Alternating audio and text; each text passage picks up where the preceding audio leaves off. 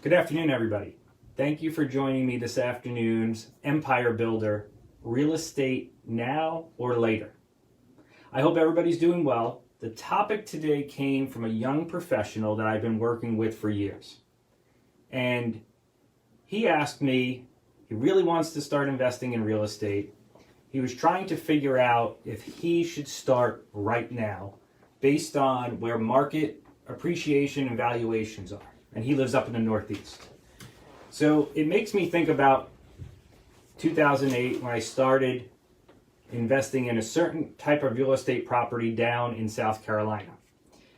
At that time, I decided to buy some places that needed to be rehabbed and tried to flip them because in 2008 down in South Carolina, the market was doing incredible.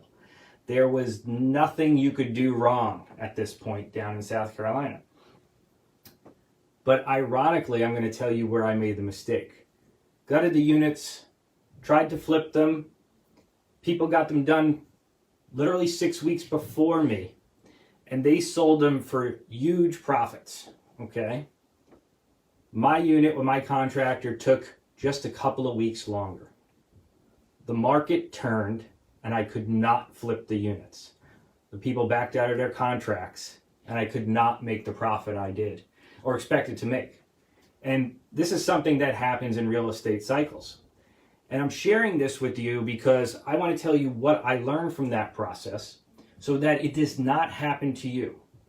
Because my whole goal is to let you know what mistakes I made in the past and how I've turned it around. And now we're making thousands of dollars a month in passive income from real estate and businesses and dividends. And that's what you're trying to do. So that's what I wanted to share with you today. And I thank this young professional for his question.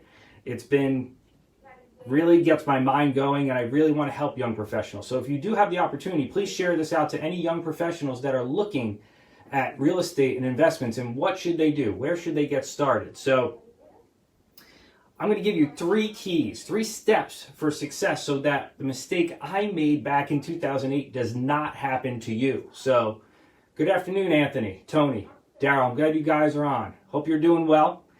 And if you are thinking about investing in real estate at any point, even if it's not now, maybe it's in 3 to 5 years or you have in the past, just put a 1 in the chat so I know that you're someone that I want to get to know more and we could talk more about this topic if you find it helpful. But I'll tell you step 1, because we are in the middle of a pandemic right now, that I gave to this young professional would be make sure your emergency funds are where they need to be. And when I'm talking emergency funds, I want you to look at what your expenses are to live each month, okay? Now, historically, you will see people talk about you need 3 months in emergency funds. You need 6 months, okay? But the really successful billionaire Mark Cuban just talked about, he is suggesting people have a year of emergency funds in the bank before they start to invest in new projects, just because of what's going on, the uncertainty in the job market and so forth.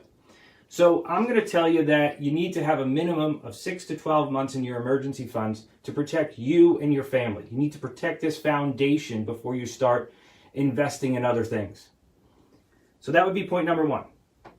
Point number 2, to get you towards your successful goal and starting in real estate would be, I would say save a minimum of 50 grand, if not to 100 grand, depending on the size of the investment you're trying to make. Now, this is a general, but I'm going to tell you that the idea of this is what you're making, your goal should eventually be, you might have heard of this, the 40% rule. So the idea of this is you want to be able to save 40% of your gross salary, okay? And then you do have to take taxes out after that, but that's where you want to be eventually. Maybe you're going to start out at 5%, 10%, 15%.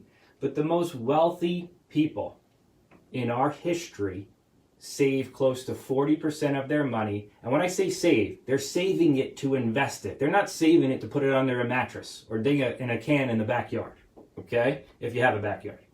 So that's where we're looking to go with this. You want to save at least 50. So you want to get your emergency funds in place to protect you and your family in case something goes wrong. Then you have this investment of 50 to 100 that you could put down and invest. And that leads you to step number 3. As you know, the numbers do not lie. So if you're looking to buy real estate, you need to evaluate the properties. Now, when I say evaluate the properties, I don't necessarily mean just looking at it if it looks good from the outside cosmetically. You need to do your due diligence, but you shouldn't even bother spending your time on a property if the numbers do not align with what your goal is. So say you want a 10% return on your money. So if you're putting down 100 grand, you expect to make 10 grand in profit on that property. What this does is it does not let you get caught up in the whole, like I did in South Carolina 12 years ago. I should have evaluated that property before the flip to make sure that if the market turned, I was still going to get a positive cash flow with my minimum goal, so that I would not have been caught with trying to find renters and then have a negative cash flow. We never want to lose money. One of Warren Buffett's greatest rules, right? Sounds simple, but it's a challenging thing to do. So you want to protect yourself. You want to figure out your numbers, factor in your maintenance, your vacancy, your mortgage, your taxes, your insurance. You need to figure these things out to make sure you're getting the profit you want on your cash flow. What that does is it takes away the timing of the market. Over the years, what I've realized is the less you try to time the market and just buy for flips and appreciation, buying for the long-term investment. Terry and I went into real estate 19 years ago.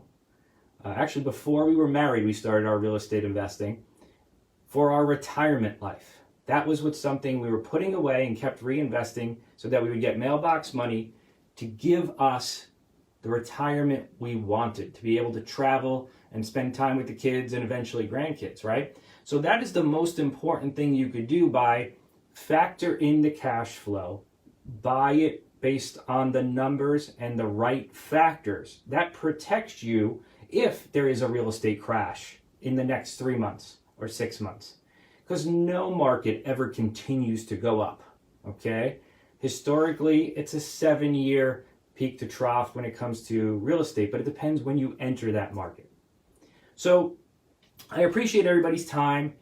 And if you do feel that some young professional or anybody could benefit from this, please share this out. It would be really helpful for us, because our goal here as a team is to help as many people as possible become financially free. Whether your professional career, whether you own a business or your personal finances, or you're just trying to help your kids get ahead so they are in a better situation for when they get older. I appreciate everybody's time. And just to leave you on one thing, the whole goal of why we do this. What are we trying to create when we're creating an empire? I want you to create your empire. It's not my empire. It should be what you dream about at night. And I've been dreaming about my empire since I was a little kid back in Brooklyn, and my dad taught me that. So that's what you're really going after: freedom, financial freedom, and that sets you up for the freedom to spend your time with your loved ones later on in life, or even on the weekends, because you have money coming in and peace of mind that you're going to provide for them forever. I hope you have a great one. Go build your empire. Thank you so much. Take care.